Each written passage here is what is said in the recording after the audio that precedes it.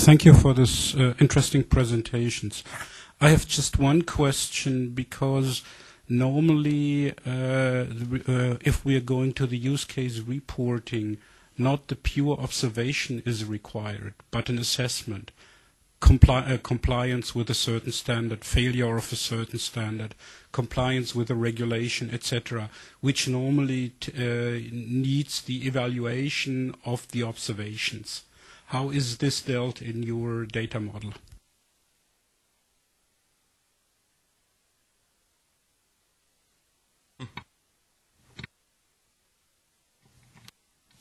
Okay, so far all the use cases are in the draft version, so we are now revising them, and thank you for this input, because it will be for sure considered during the revision of the use cases.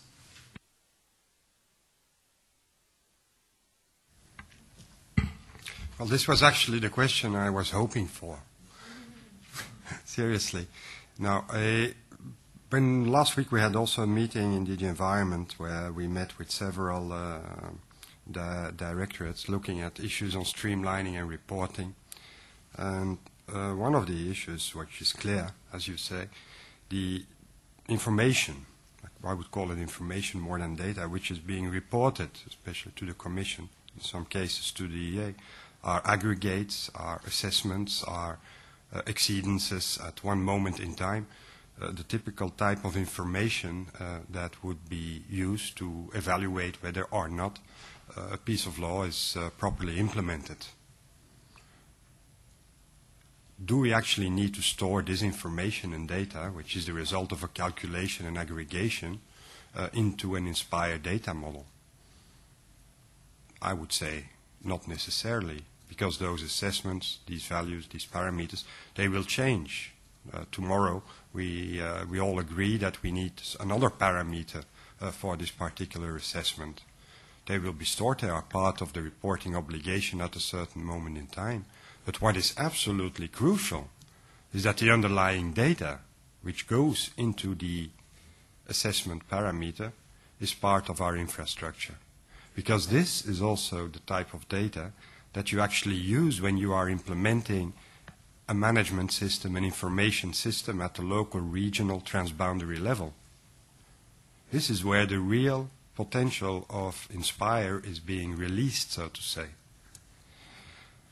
So I'm very happy that we have this kind of conceptual modeling on the environmental monitoring facility, because it's really the foundation of all environmental management and observation. We cannot go into any type of risk management without our observations.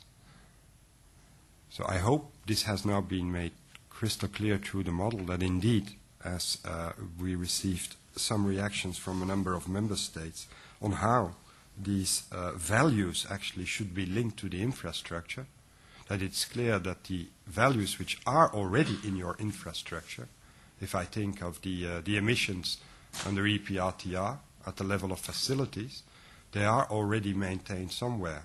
They are not necessarily being reported, although in this case they are, but they should remain, of course, accessible for all kinds of multiple purposes related to health and so on. I'm not sure whether this was really a question or this was not really a question. This was a clarification, because this type of question also comes up within DG Environment, where they say, okay, what is this added value of Inspire to our work? Are you duplicating our work or not? See?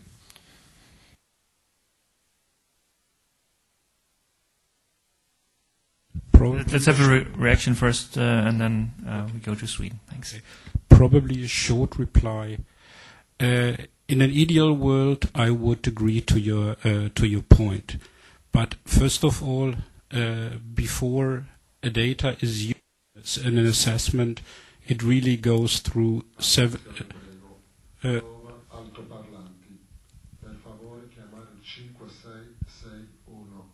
Ripeto, 5661. Grazie. 561. This is not belonging to the environmental monitoring facilities. It isn't connected to sound. So first of all, really with monitoring data, you go through several rounds of quality assurance, and the figures from in the EPRTR, I can assume from own practice how many different loops of quality assurance are on that data. So I think just releasing data out of the gas chromatograph to the internet is a point where I would be skeptical, and the other point is that a lot of assessments are unfortunately based of so-called expert judgment, and I feel or I fear that it will be at least for a longer time based on that. Thank you.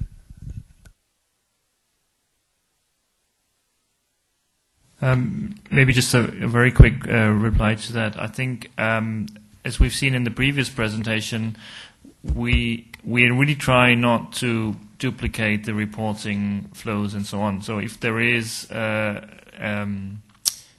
measure or an indicator or a report to be delivered under a specific reporting obligation, that will remain unchanged with Inspire. The only thing, as Hugo pointed out in his presentation, is that Inspire gives the opportunity to add spatial objects, underlying infrastructure components, and so on, that facilitates the reporting obligation. So, I mean, basically that is it's not the intention to replace the reporting of the quality-controlled measures by, let's say, direct measurements. Okay. Thank you. Well, this is all about Rome and assessments and whatever. Are you working together with the expert groups on the list that you showed on different kind of legislations? Are you sitting together and doing the mapping with the expert groups, for example? Because the reaction back in Sweden from my experts is that yes, we want to work together with you, but there are some gaps, I think, if I understood their views correctly. So in all of the presentations we listen to now, I would love to hear that you are sitting together with the expert groups and sort of really trying to solve the problems. That's my main question, really.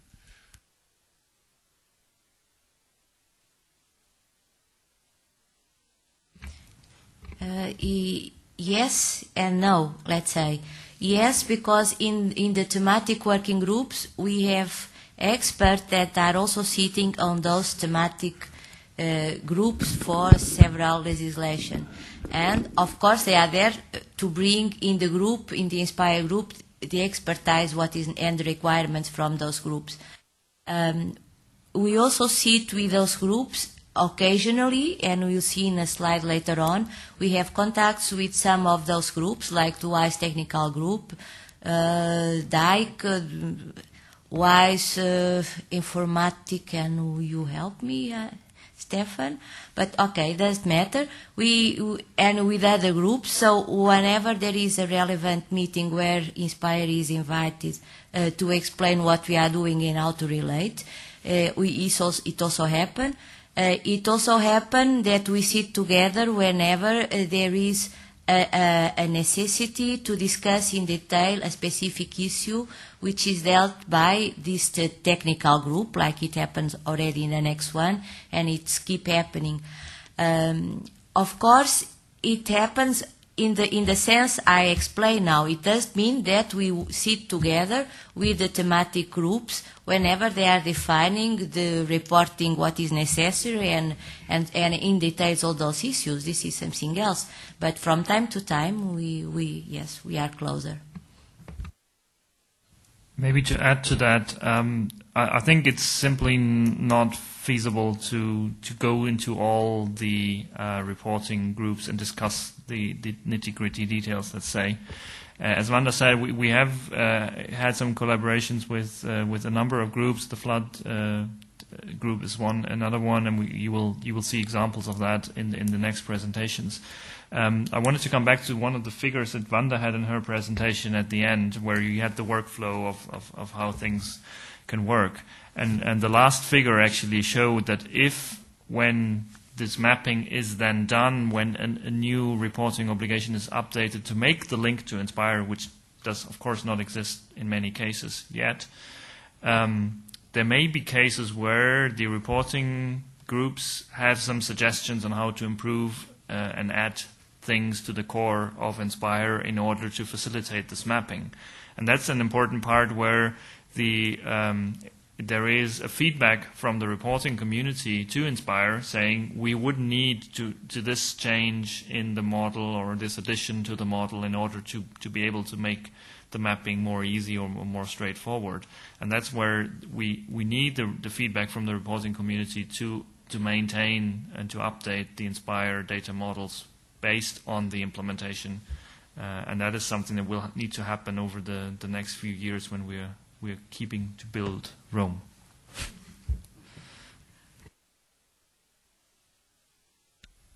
Thank you. We have some concern about data quality, and we think we have a huge work to be sure that we put validated data in the network or in the infrastructure.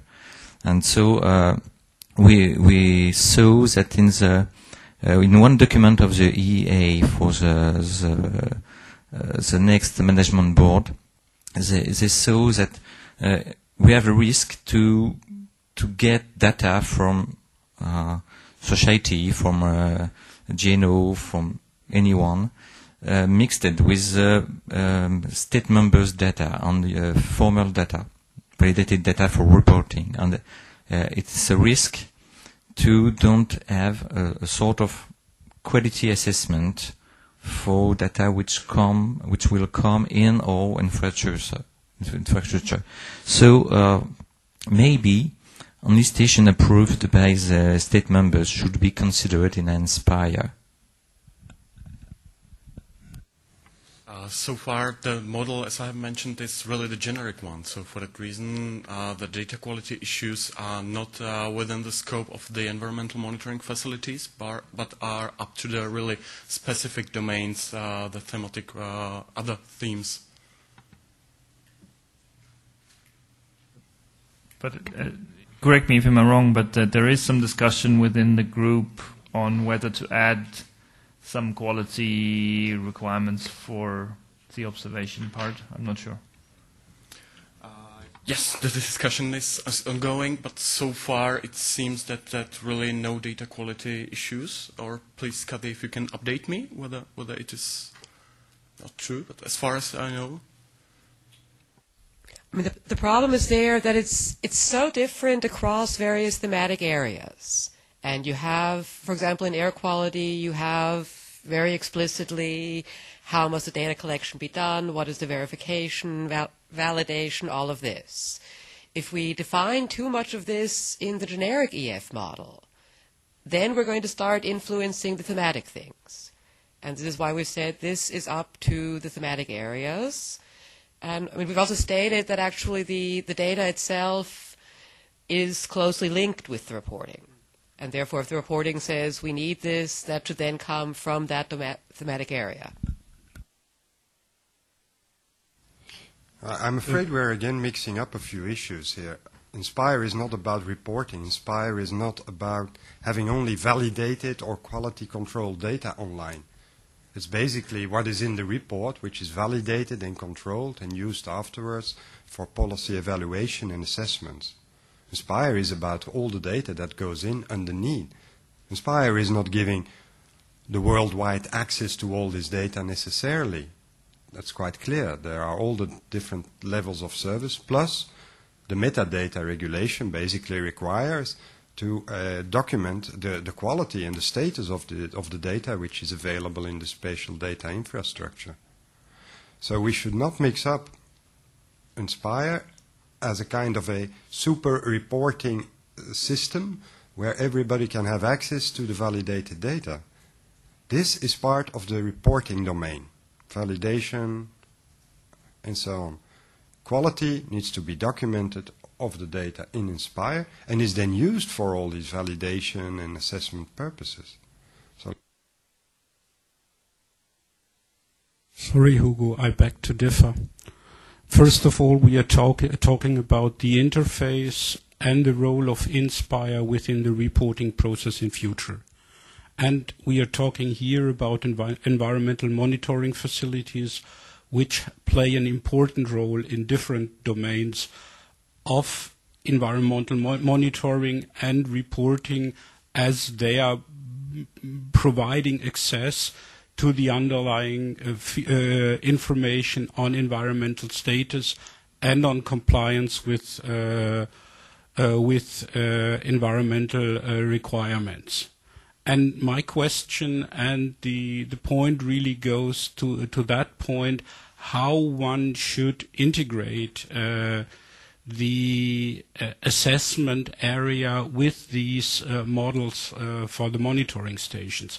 It could be either done by additional information to the feature and description and the network monitoring network information where this monitoring station is a part of. But I think this would be really a point which would help also the discussion for future reporting requirements if Inspire would provide a generic hook where this information could be linked to the monitoring facility.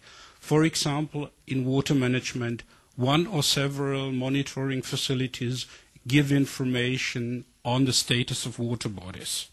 But this status information is the result of the assessment of monitoring over 1 year on one or several monitoring stations, and not just the raw data. And really providing a clear possibility to link these both areas of information would make, I think, a lot of work for developing future reporting much easier, and really would also avoid of a lot of discussion. So I think we are really here at the point that we are really discussing here details of the interface. Sorry. I have a question on the program. We are running already 10 minutes into the coffee break, but I don't want to cut this discussion short. One option would be to note the point down for the final discussion and come back to it, and break for coffee now, and then we'll come back to that afterwards. Because I think also some of the presentations that we will see afterwards will make again clearer the link that we see that actually does exactly what you've been suggesting, to have the reporting data link to the reporting units as to the monitoring facilities as the reporting units. Yes. Okay. Just a quick one, okay. Thank you. A question about the difference between the observation measurement ISO and what you try to decide now, because we have the experience about metadata regulation. We are quite ISO, but not completely ISO. And after, in state members, we had many difficulties to get tools first, and to talk with our experts in metadata, who were modeling on ISO completely. So I could be okay to make arrangement to manage ISO to get some stronger specification in Europe. But please explain us, not here, but explain us what are the difference between ISO and Inspire project of specification first, and in the second part, please explain the difference to ISO and try to manage ISO to take in account the European arrangements, because it's too difficult to explain to the rest of the world, to the complete world on ISO, on editors of tools, that in Europe we are not the same that in USA or in Asia, and it's troublemakers. Thank you.